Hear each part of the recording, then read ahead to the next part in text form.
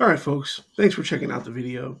I want to talk today about states offering subsidies for the production of movies and television shows.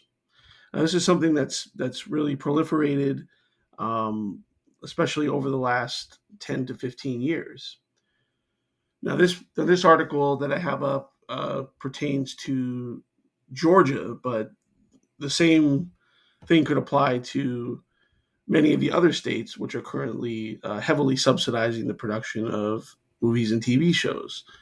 So this is from something called the Center Square, and it says Georgia's $6.5 billion in film subsidies add up to $416,000 per each new industry job.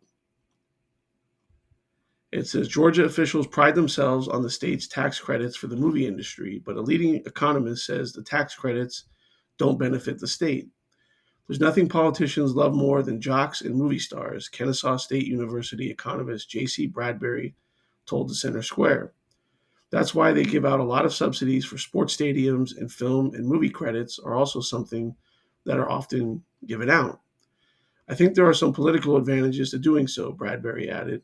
One is that political scientists have done some work to demonstrate that people tend to view economic development policy favorably, and so they'll support it because they think voters will like it. But at the same time, movies provide celebrities, and so access to celebrities and parties are things that politicians like.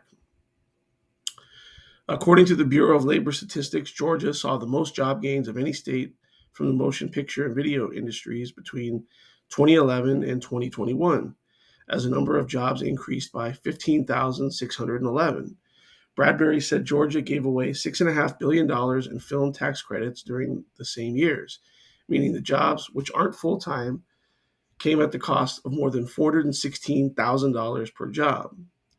It's one of those things that goes across party lines, Bradbury said. Democrats might argue, oh, this is a good works program. We're helping stimulate jobs by helping fund this program. And Republicans will say things like, oh, well, we're giving tax breaks, we're lowering taxes. Well, neither of those things are really true. What they're doing is just handing money over to Hollywood. So, yeah, I mean, you look at the numbers here: $416,000 per each new industry job. I mean, that's worse than the federal government would do, right? When they have these so-called stimulus bills. Now, especially if you live in a conservative-leaning state or a red state, why on earth would you subsidize Hollywood? I mean, you look at the overwhelming majority of movies, TV shows are first and foremost are almost always include propaganda for the left wing globalist agenda. Virtually all of them, and have been for many, many years, pushing the alphabet mafia stuff, um, pushing, just generally anti conservative ideas, making certain people look good, certain people look bad demographically, and it's just something that doesn't make a lot of sense for a state like Georgia. You know, I mean, there's many factors involved, but people wonder why. Well, why has the state of Georgia been tilting blue in recent elections?